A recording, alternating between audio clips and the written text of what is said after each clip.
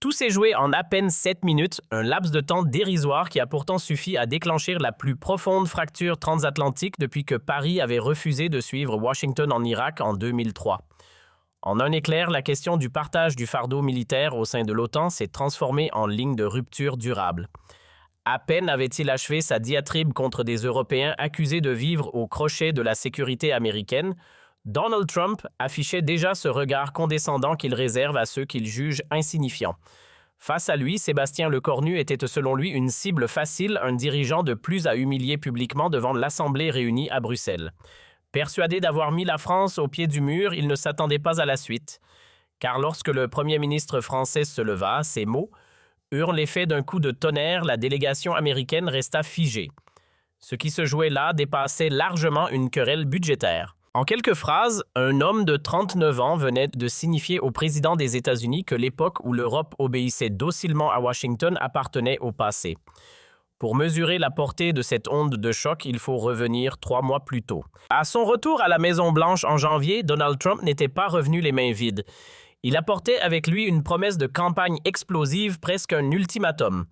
L'idée contraindre les Européens à payer davantage pour leur propre sécurité ou réduire drastiquement la présence militaire américaine sur leur sol.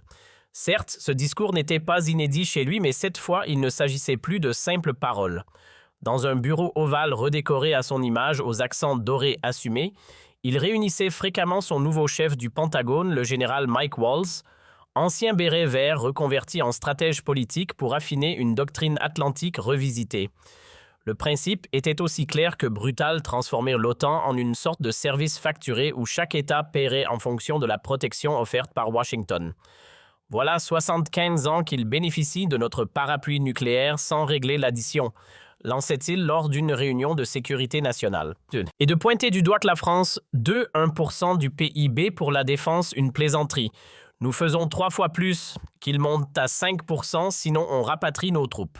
Derrière cette fixation quasi obsessionnelle sur les chiffres, Trump occultait volontairement une réalité bien plus nuancée ou refusait simplement de la voir. Mais en réalité, la présence américaine en Europe n'avait rien d'un geste désintéressé. Maintenir près de 100 000 soldats sur le continent relevait avant tout d'un calcul stratégique précis, loin de toute générosité envers des alliés reconnaissants. Les bases américaines dispersées à travers l'Europe dépassaient largement le rôle de simple point de défense. Prenons Ramstein en Allemagne, ce site constitue le cœur logistique de toutes les opérations américaines menées au Moyen-Orient et en Afrique. Sans cette position clé, Washington serait contraint de projeter ses forces directement depuis son territoire, ce qui ferait exploser les coûts de transport multipliés par 4, tout en ralentissant considérablement sa capacité d'intervention. Selon les estimations du Pentagone, cette seule base permettrait d'économiser chaque année des dizaines de milliards de dollars. Et ce n'est pas tout. Les dispositifs de renseignement installés en Europe représentent un autre atout stratégique majeur soigneusement ignoré dans les calculs trumpistes. Les stations d'écoute de la NSA, notamment en Allemagne et au Royaume-Uni, interceptent quotidiennement des flux massifs de communication en provenance de Russie, de Chine ou du Moyen-Orient. À Francfort, les cellules d'analyse de la CIA ne se contentaient pas de traiter quelques dossiers secondaires, elles absorbaient à elles seules près de 78% des informations américaines liées au terrorisme mondial. Une telle capacité de surveillance aussi fine que massive serait tout simplement irréalisable depuis le territoire des États-Unis. Et ce n'était là qu'une partie de l'équation. Car derrière le discours officiel, Washington tirait aussi des bénéfices financiers colossaux des commandes européennes en armement. Sous couvert d'assurer une compatibilité militaire avec les forces américaines, les pays de l'OTAN privilégiant systématiquement les équipements Made in USA, avions F-35 systèmes, Patriot Drones Reaper ou encore infrastructures de communication. Résultat entre 2015 et 2024. Ces contrats ont rapporté pas moins de 267 milliards de dollars aux géants de la défense américaine Lockheed, Martin, Boeing, Raytheon, Northrop Grumman. Face à cette réalité, Lloyd Austin, ancien chef du Pentagone consulté par l'équipe Waltz, avait tenté de ramener Trump à une vision plus stratégique. Notre présence en Europe n'est pas un acte de générosité. C'est un investissement extrêmement rentable tant sur le plan militaire que technologique et industriel. Quitter l'Europe serait une erreur coûteuse. Mais ce type d'argument n'avait guère de prise sur Trump. Tout ce qui dépassait une logique simplifiée ne trouvait pas sa place dans sa grille de lecture. Pour lui, les relations internationales se résumaient à un calcul basique, soit les États-Unis encaissent, soit ils se font avoir. Les avantages indirects, les gains d'influence ou les retombées stratégiques complexes hors sujet. Fidèle à cette approche, il réduisait l'OTAN à une simple question de contribution financière. Il avait donc demandé à son équipe économique, pilotée par le secrétaire au Trésor Scott Bessent, de chiffrer précisément le coût de la protection offerte à l'Europe et de préparer une facture détaillée à présenter lors du prochain sommet. Le résultat prit la forme d'un rapport confidentiel publié en avril 2025 intitulé NATO Defense Subsidy Assessment, qui estimait à environ 37 milliards de dollars la charge totale de la présence militaire américaine sur le continent européen. Le chiffre avancé ne se limitait pas au coût visible du déploiement militaire, il s'appuyait sur une accumulation méthodique de dépenses annexes soigneusement sélectionnées pour alourdir l'addition. Les experts du Trésor avaient fait preuve d'une imagination comptable presque audacieuse. Ils avaient intégré les budgets de recherche et développement de tous les armements utilisés en Europe depuis la Seconde Guerre mondiale, même lorsque ces technologies servaient aussi les intérêts américains ailleurs. À cela s'ajoutaient les salaires de chaque soldat passé par le continent européen, sans oublier leur retraite future. Et ce n'était pas tout. Le rapport allait jusqu'à inclure une estimation hautement spéculative des gains économiques que les États-Unis auraient pu réaliser en déployant leurs forces ailleurs. Plus surprenant encore, une ligne baptisée « coût d'opportunité du capital » évaluait les profits théoriques que ces milliards auraient générés s'ils avaient été investis dans l'économie américaine plutôt que dépensés en Europe. Au bout de ce raisonnement pour le moins acrobatique, la facture totale présentée aux Européens atteignait, selon les calculs du Trésor, la somme vertigineuse de 340 milliards de dollars. Lors de la présentation au cabinet, Scott Bessent détaillait avec sérieux ce qui ressemblait davantage à une fiction financière si l'on applique des intérêts composés à cette dette supposée. La France nous devrait environ 100 milliards de l'Allemagne, plus de 300 milliards de l'Italie, près d'1 trillion, et l'Espagne quelques milliards supplémentaires. Une dette gigantesque présentée comme une évidence. Pourtant, toute cette construction reposait sur un postulat discutable, celui selon lequel les États-Unis n'auraient tiré aucun avantage de leur présence en Europe. Une hypothèse qui faisait abstraction des bénéfices évidents, influence géopolitique, domination stratégique, contrôle des orientations de l'Alliance permettant à Washington de maintenir sa position dominante sur la scène mondiale. Mais dans la logique simplifiée de Trump, cette dette imaginaire devenait une arme redoutable pour exiger une hausse immédiate et massive des budgets militaires européens. Il ne s'agissait plus d'un dialogue entre partenaires, mais d'une injonction claire, payer ou s'exécuter. Et dans cette offensive, la cible privilégiée était évidente, la France. Depuis l'époque du général de Gaulle, Paris n'a jamais cessé de revendiquer une indépendance stratégique qui, année après année, agaçait profondément toutes les administrations américaines, quelle que soit leur couleur politique. Depuis des décennies, Paris cultive une singularité stratégique que peu de ses alliés peuvent revendiquer. Dotée de sa propre dissuasion nucléaire pleinement autonome avec une vingtaine de vecteurs opérationnels, la France n'a jamais cessé d'affirmer sa liberté d'action. Elle l'a démontré de manière spectaculaire en quittant le commandement intégré de l'OTAN pendant plus de 40 ans, de 1966 à 2009, pour mieux marquer son indépendance militaire. Sur la scène internationale, elle n'a pas hésité non plus à s'écarter des positions américaines au Conseil de sécurité de l'ONU, tout en défendant avec constance l'idée d'une défense européenne capable de s'émanciper progressivement de l'ombre stratégique de Washington. Cette posture ne relève pas du hasard. Elle plonge ses racines dans les blessures de la Seconde Guerre mondiale. Charles de Gaulle n'a jamais digéré d'avoir été relégué au second plan par les Anglo-Américains lors des grandes décisions, notamment lors du débarquement de Normandie, une opération censée libérer la France, mais dont elle était paradoxalement absente des choix stratégiques. De cette humiliation est née une doctrine claire, ne plus jamais dépendre d'une puissance étrangère, même alliée, pour assurer sa sécurité essentielle. Et cette ligne de conduite n'a jamais été abandonnée. De Pompidou à Macron, en passant par Mitterrand et Chirac, tous ont préservé ce cap avec des nuances, mais sans renoncer à l'essentiel. Même le retour partiel dans les structures militaires de l'OTAN sous Sarkozy s'est accompagné de conditions strictes, autonomie des forces nucléaires françaises et accès à des postes stratégiques pour des officiers français. Mais pour Donald Trump, cette attitude relevait moins de la souveraineté que d'une insolence insupportable.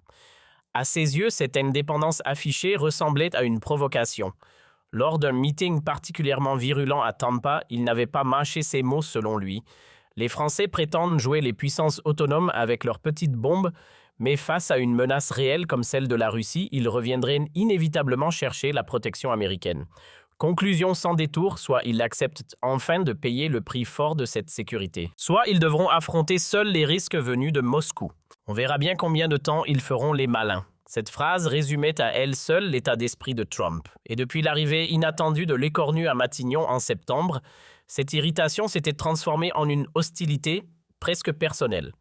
Le nouveau Premier ministre français, à peine 39 ans, incarnait tout ce que Trump ne supportait pas dans la classe politique européenne, un pur produit technocratique à l'aise dans plusieurs langues, fervent défenseur du multilatéralisme onusien et des règles internationales contraignantes, sans oublier son attachement assumé à une Europe plus intégrée. Entre janvier 2025 et les mois suivants, leurs rares conversations téléphoniques n'avaient été qu'une succession de tensions à peine voilées ponctuées de pics et de désaccords frontaux. Trump, fidèle à lui-même, reprochait à l'écornu son élitisme parisien jugé insupportable, son manque de réalisme face aux régimes autoritaires son ton jugé condescendant, et surtout, selon lui, une faiblesse militaire face à Moscou qu'il qualifiait sans détour de ridicule. Mais la relation n'était pas à sens unique. Le cornu, de son côté, ne faisait guère d'efforts pour dissimuler ce qu'il pensait réellement du président américain. À ses yeux, Trump incarnait une forme de populisme inquiétant doublée d'une méconnaissance profonde des équilibres stratégiques. Lors d'un dîner confidentiel à l'Élysée avec plusieurs diplomates européens, il s'était laissé aller à une remarque cinglante. Trump est le reflet d'un appauvrissement intellectuel aux États-Unis. Il résonne comme un promoteur des années 80, pas comme un dirigeant du monde contemporain. Officiellement, ces propos devaient rester entre initiés. Officieusement, ils ont rapidement fuité dans la presse américaine, déclenchant une réaction explosive. À l'aube, depuis Mar-a-Lago, Trump ripostait sur les réseaux avec virulence. L'écornu, ce type pathétique qui dirige un pays au bord du chaos social, ose critiquer l'Amérique qui le protège depuis des décennies. Sans nous, la France parlerait allemand ou russe. Quelle ingratitude! À force de déclarations acides et de pics publics, la relation entre Paris et Washington s'était transformée en un véritable champ de mine diplomatique. Malgré les efforts constants des diplomates des deux côtés de l'Atlantique pour préserver un minimum de dialogue, chaque tentative se heurtait à l'animosité personnelle grandissante entre Trump et l'écornu. Ce climat empoisonné servait de toile de fond à l'ouverture du sommet de l'OTAN à Bruxelles le 15 juillet 2025. Officiellement, il s'agissait de renforcer les capacités de défense collective. Officieusement, personne n'était dupe, les États-Unis s'apprêtaient à poser un ultimatum clair sur la question des dépenses militaires. Arrivé dans la capitale belge avec un entourage soigneusement sélectionné pour sa loyauté sans faille, Trump était bien décidé à imposer sans retour sa vision strictement transactionnelle de l'alliance. En coulisses, tout avait été préparé avec une précision chirurgicale. Pendant des semaines, son équipe avait conçu une présentation impressionnante, 47 diapositives à l'appui destinées à démontrer chiffres à l'appui l'ampleur supposée du déséquilibre financier au profit de l'Europe. Autour de lui, les figures les plus dures de son administration, Mike Waltz, chef du Pentagone au discours frontal, Marco Rubio, fervent défenseur d'une ligne atlantiste musclée, Kash Patel à la tête de la CIA et Scott Bessent, artisan principal de la fameuse dette européenne. La veille du sommet, dans l'intimité de sa suite au Steigenberger Grand Hotel, Trump ne cachait pas son agacement selon lui. Il était temps que les Européens comprennent qu'ils ne pouvaient plus compter sur une protection gratuite. Le message qu'il comptait délivrer était limpide, presque brutal dans sa simplicité. Soit les pays de l'OTAN augmentent immédiatement leur budget militaire à hauteur de 5% de leur PIB, soit les États-Unis commenceront à réduire leur présence et leurs garanties stratégiques. Aucune place pour la négociation. Derrière cette posture inflexible se cachait un calcul politique en apparence logique mais profondément biaisé. Trump partait du principe que les Européens trop divisés et trop dépendants face à la menace russe n'oseraient jamais opposer une résistance collective. À ses yeux, il finirait comme par le passé par céder sous pression et accepter les conditions dictées par Washington. Dans l'esprit de Trump, tout semblait déjà joué d'avance. Sa lecture de l'histoire volontairement simplifiée le persuadait qu'un mélange de fermeté verbale et de menaces crédibles de retrait militaire suffirait à faire céder des dirigeants européens qu'ils jugeaient paralysés par leur dépendance sécuritaire envers Washington. L'idée même d'une résistance coordonnée ne faisait même pas partie du scénario.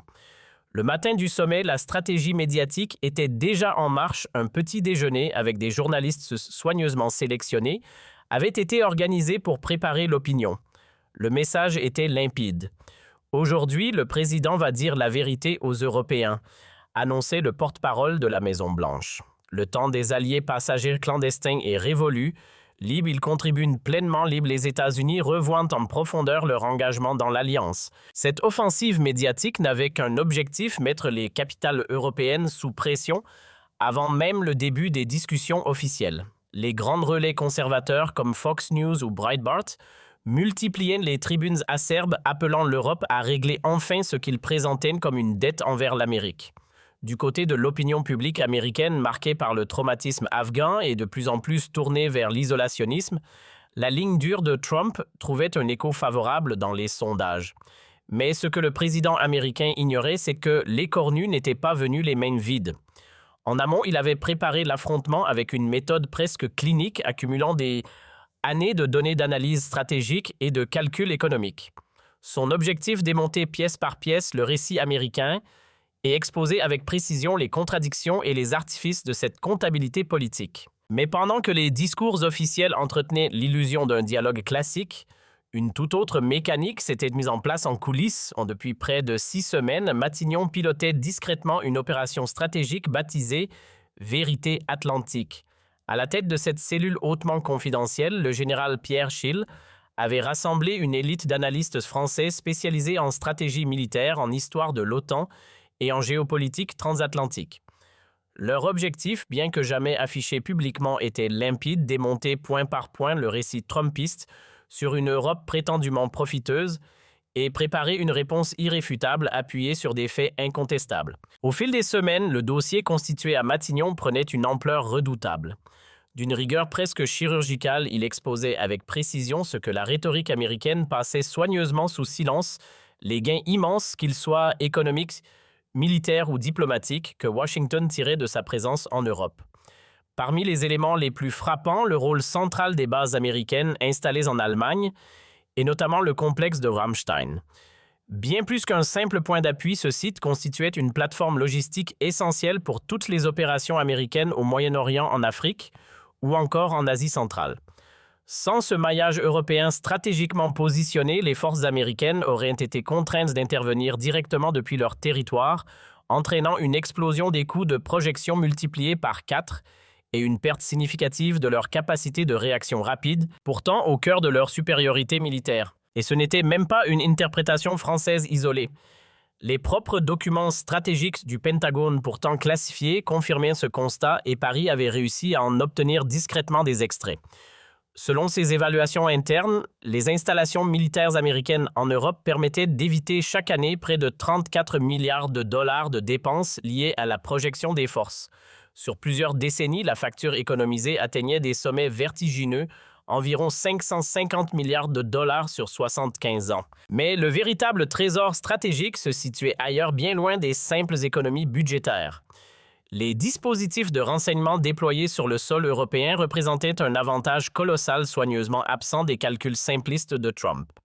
Des infrastructures d'écoute massives opérées par la NSA en Allemagne au Royaume-Uni ou encore en Italie interceptaient quotidiennement des flux gigantesques de communications provenant de Russie, de Chine, d'Iran ou du Moyen-Orient. À cela s'ajoutaient les centres d'analyse de la CIA, installés dans des villes clés comme Francfort, Munich ou Londres, capables de traiter une part écrasante, près de 78% des données américaines liées au terrorisme, au trafic de drogue ou à la prolifération nucléaire. Reproduire une telle architecture depuis le territoire américain serait non seulement inefficace, mais quasiment irréalisable. Les contraintes techniques liées aux distances satellitaires et à la transmission des signaux rendent ce type de surveillance bien moins performant à longue distance. En réalité, l'Europe offrait à Washington un avantage géographique inestimable, une position idéale pour observer, analyser et intercepter tout ce qui se joue à l'échelle de l'hémisphère oriental. Ce constat ne relevait pas d'une lecture biaisée côté français, il était noir sur blanc dans les propres analyses du Pentagone, des documents classifiés obtenus discrètement par Paris, confirmait une réalité difficile à contester. La présence militaire américaine en Europe permettait d'économiser des sommes colossales. Chaque année, près de 34 milliards de dollars de coûts liés au déploiement des forces étaient ainsi évités. Sur le long terme, l'addition devenait vertigineuse, dépassant les 500 milliards de dollars d'économies sur 3/4 de siècle. Mais l'essentiel ne se jouait pas uniquement sur le terrain financier. Le véritable levier de puissance résidait dans l'appareil de renseignement déployé à travers le continent. Et c'est précisément cet atout majeur que les calculs trumpistes choisissaient d'ignorer. En Allemagne, au Royaume-Uni ou en Italie, les installations de la NSA captaient en continu des volumes massifs de communication en provenance de régions stratégiques comme la Russie, la Chine ou le Moyen-Orient. Parallèlement, les centres d'analyse de la CIA, implantés dans des villes clés telles que Francfort, Munich ou Londres, traitaient une proportion écrasante, près des 3/4 des données liées aux menaces globales, qu'il s'agisse de terrorisme, de trafic international ou de prolifération nucléaire. Imaginez transposer un tel dispositif depuis le territoire américain relève presque de la fiction. Les contraintes techniques, notamment celles liées aux distances et à la transmission des signaux, rendraient ces opérations nettement moins efficaces. En réalité, l'Europe offrait aux États-Unis un atout géographique irremplaçable, un poste d'observation avancé, idéalement situé pour surveiller l'ensemble des dynamiques à l'œuvre dans l'hémisphère oriental. Le bilan des interventions américaines parlait de lui-même et il était accablant. L'Irak, loin de devenir un modèle de stabilité, s'était transformé en un territoire fragmenté dominé par des groupes armés, proches de Téhéran à 1000 lieues des ambitions affichées par Washington. Quant à l'Afghanistan, il avait replongé entre les mains des talibans en août 2021 à l'issue d'un retrait précipité et désordonné décidé unilatéralement par les États-Unis sans même consulter les alliés européens, pourtant engagés depuis 20 ans. Le constat porté avec force par le colonel François Lecointre, ancien chef d'état-major, était sans appel. Nous avons investi des ressources colossales et perdu des vies pour des conflits construits sur des récits trompeurs. Les fameuses armes de destruction massive n'ont jamais été trouvées. Et Ben Laden, il se cachait au Pakistan, pas en Afghanistan. Pour lui, ces guerres représentaient un échec total dont l'Europe avait assumé le coût humain et financier sans en retirer le moindre avantage stratégique. Mais ce n'était pas tout. Les investigations menées par l'équipe de Lecornu avaient également mis au jour des archives déclassifiées particulièrement gênantes.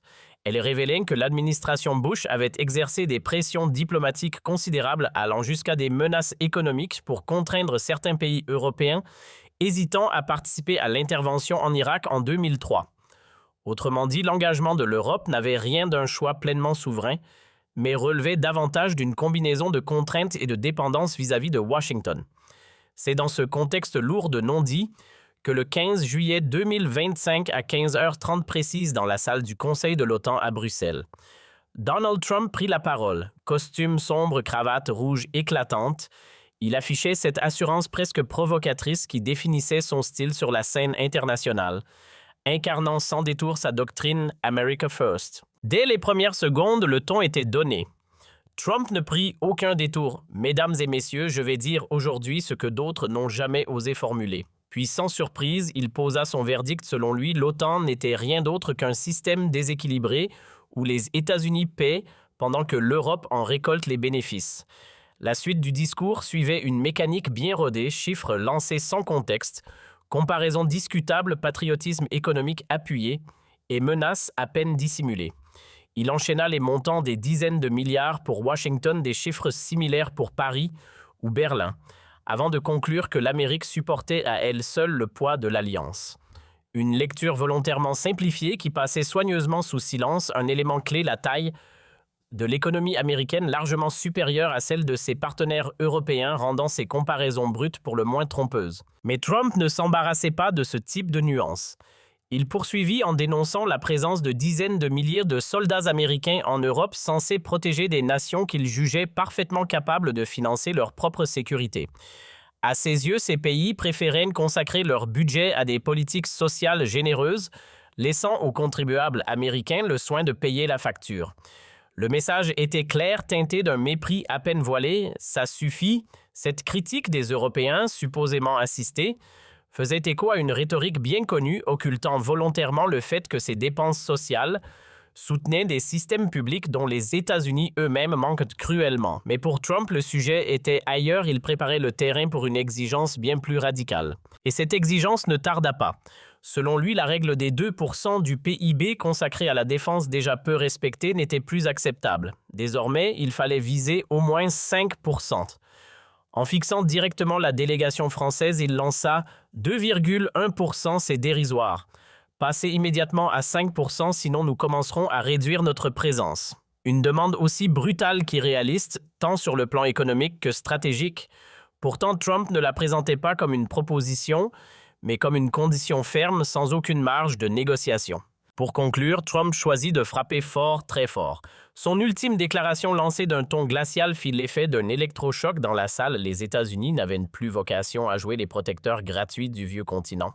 Le message était brutal sans détour. Libres, les Européens assument le coût réel de leur sécurité. Libres, ils feront face seuls à Moscou. Aucune discussion possible, aucune porte de sortie. La réaction fut à la hauteur du choc, quelques applaudissements timides, essentiellement venus du camp américain, dans un silence pesant qui en disait long sur le malaise général. L'Assemblée restait figée encore sous le coup de cet ultimatum.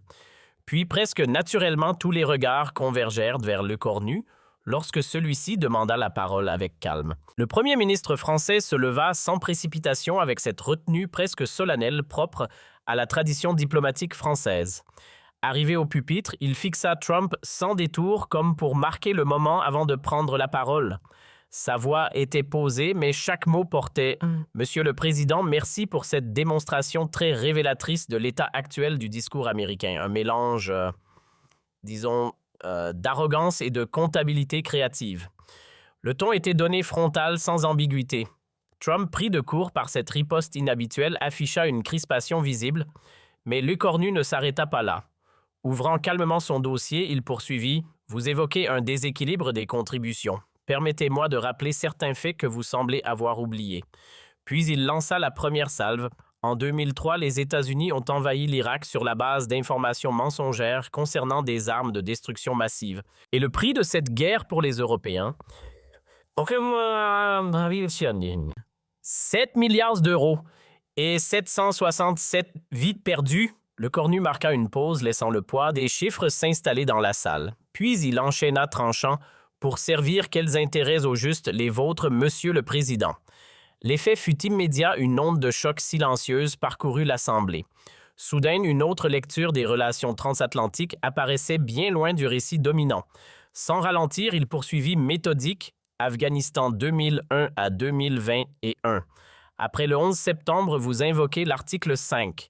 Résultat, 140 000 soldats européens engagés, des milliards dépensés, pour finir sur un effondrement total et un départ précipité décidé seul par Washington. Chaque phrase fissurait un peu plus la version américaine. Trump tenta de couper court. « Monsieur le Premier ministre, je... » « Non, » répliqua Lecornu net. « Maintenant vous écoutez. » Et il reprit, implacable. « Vous parlez d'Européens qui profitent, parlons chiffres. Vos bases sur notre sol génèrent environ 34 milliards de dollars par an, contrat salaire, retombées stratégiques. Ramstein en Allemagne est le pivot de vos opérations vers le Moyen-Orient et l'Afrique. Sans elle, vos coûts explosent d'au moins 40%. Dans la salle, les regards se croisent surpris. Lecornu appuie là où ça fait mal. Et votre fameuse facture 127 milliards, dites-vous. Curieux oubli, sur la même période, votre industrie de défense a vendu pour 340 milliards d'équipements aux pays européens.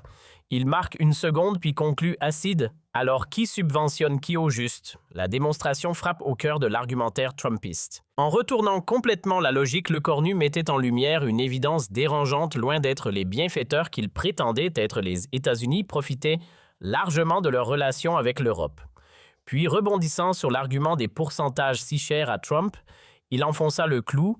Puisque vous aimez tant parler de ratios, regardons-les correctement. Il déroula calmement les chiffres 64 milliards pour la défense française sur une économie de 3 000 milliards contre 167 milliards pour les États-Unis sur un PIB de 22 000 milliards. En proportion, nos efforts sont comparables, conclut-il. En quelques phrases, il venait de démonter l'illusion des comparaisons brutes révélant leur caractère trompeur. La démonstration était limpide, presque implacable. Trump, visiblement irrité, tenta de reprendre la main, la France et sa petite dissuasion nucléaire, mais le cornu l'interrompit aussitôt comme s'il attendait cette ouverture. Parlons-en justement. Le ton resta calme, mais le message lui était percutant. Notre capacité nucléaire indépendante ne protège pas uniquement notre territoire, elle contribue à la sécurité de toute l'Europe. Et elle nous coûte environ 6 milliards par an. Pourtant, nous ne vous avons jamais demandé un centime. Voilà ce que signifie réellement la solidarité. Le silence qui s'installa en disait long. En une phrase, les cornus venaient de fissurer un pilier du discours américain, l'idée d'une Europe totalement dépendante du bouclier nucléaire des États-Unis. Mais il ne s'arrêta pas là. Fixant Trump, il lança sa dernière offensive. « Vous exigez 5% de notre PIB pour la défense. Très bien. Alors commençons par régler les comptes. Les États-Unis doivent rembourser les 340 milliards d'euros que l'Europe a engagés dans vos guerres en Irak et en Afghanistan. » Une conclusion tranchante qui transformait l'accusation en retournement brutal. Ces conflits n'avaient jamais servi les intérêts européens, mais bien ceux de l'expansion américaine. Puis arriva cette phrase finale, celle qui allait marquer les esprits. Le cornu ne chercha ni détour ni compromis. L'OTAN n'est pas une société de sécurité privée où l'Amérique commande et l'Europe paie. C'est un partenariat d'égal à égal. Et il enchaîna sans relâcher la pression. Si vous choisissez d'en faire un système de racket, alors nous construirons notre propre architecture de défense. Le message était limpide, une rupture assumée avec des décennies de dépendance. Le temps où Washington imposait ses règles est terminé. La réaction fut instantanée. Trump, visiblement hors de lui, quitta la salle dans un accès de colère suivi par plusieurs membres de son équipe. Dans l'Assemblée, c'était la sidération totale. Jamais auparavant, au sein de l'OTAN, un responsable européen n'avait attaqué aussi frontalement les États-Unis, les accusant publiquement de manipuler les chiffres et d'exercer une pression stratégique à peine voilée. L'impact dépassa immédiatement les murs de la salle. Aux États-Unis, la tempête médiatique éclata sans attendre, révélant des fractures politiques profondes. Fox News dénonça une insulte inacceptable venue de Paris, tandis que Tucker Carlson fustigeait l'attitude qu'il qualifiait d'ingratitude chronique européenne. À l'inverse, CNN adoptait un ton plus analytique, évoquant la crise transatlantique la plus sérieuse depuis l'invasion de l'Irak. Le New York Times lui s'interrogeait ouvertement sur l'avenir même de l'Alliance. Sur le plan politique, la réaction fut tout aussi spectaculaire. Dans un rare élan d'unité, le Congrès américain adopta en urgence une résolution condamnant fermement les propos du premier ministre français, jugés inacceptables et historiquement injustes. Le vote massif traduisait la gravité de la situation. Du côté des faucons républicains, la riposte se voulait encore plus musclée. Tom Cotton et Lindsey Graham appelaient à des sanctions économiques immédiates contre la France et à la suspension des accords militaires en cours. À Washington, le séisme ne laissait personne indifférent et surtout pas les cercles traditionnels de la politique étrangère. Longtemps unis derrière une vision atlantiste solide, ces milieux se retrouvaient soudain fracturés. D'un côté, les néoconservateurs, notamment autour du Weekly Standard, applaudissaient Trump et réclamaient une ligne dure que l'Europe paie ou qu'elle s'écarte. De l'autre, les analystes plus pragmatiques du Council on Foreign Relations tiraient dans la sonnette d'alarme, redoutant qu'une rupture transatlantique ne fasse que renforcer Pékin et Moscou. Même au sein de cet établissement, certains reconnaissaient à demi-mot la pertinence des arguments français. Richard Haass, ancien président du CFR, le concédait sans détour. Sur plusieurs points factuels, le cornu n'a pas tort. Notre manière de comptabiliser l'OTAN a toujours été teintée de considérations politiques. Dans les universités américaines, la prise de parole du premier ministre français enflammait les débats. À Harvard, Stephen Walt saluait ouvertement une intervention qui mettait enfin en lumière ce que nombre d'experts pensaient depuis longtemps sans oser le dire publiquement. À Georgetown, Robert Gates reconnaissait lui aussi une réalité difficile à nier. Les Européens avaient payé un prix considérable pour des interventions au Moyen-Orient, dont ils n'avaient tiré aucun bénéfice stratégique tangible. Mais de l'autre côté de l'Atlantique, la réaction fut d'une toute autre nature, massive, immédiate et presque unanime. De Berlin à Rome, de Madrid à Varsovie, en passant par Stockholm ou Athènes, l'opinion publique européenne saluait avec enthousiasme ce qui apparaissait comme un moment de rupture historique.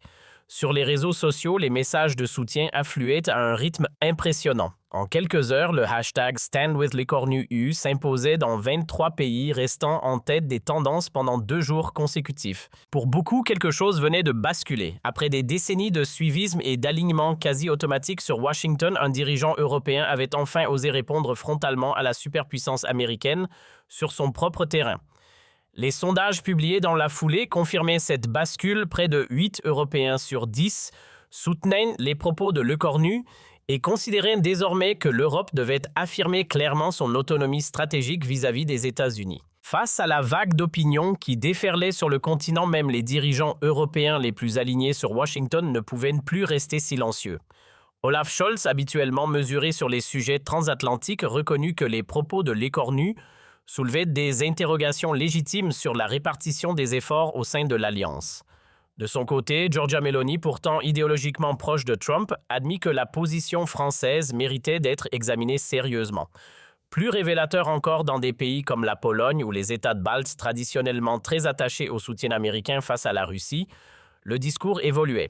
Oui, la protection de Washington restait essentielle, reconnaissaient certains dirigeants.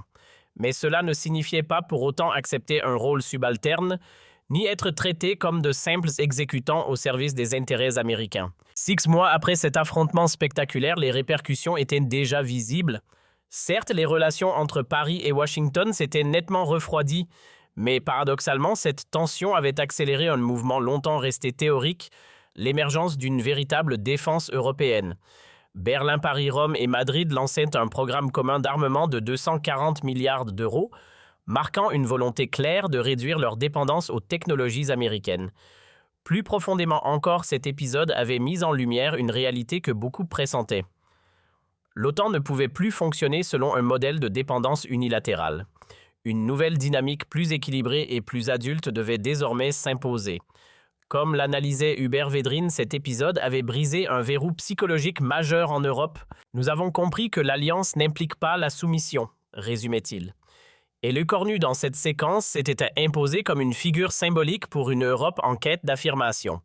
Son intervention du 15 juillet 2025 devenait déjà une référence dans les écoles de diplomatie étudiées comme un exemple de résistance face à une puissance dominante. Avec le recul, ce moment apparaissait comme un tournant, celui où, au cœur même de l'OTAN, un dirigeant européen de 39 ans avait défié frontalement la première puissance mondiale et par la force de son discours ouvert la voie à une Europe décidée à reprendre en main son propre destin. En main son propre destin. En main son propre destin. En main son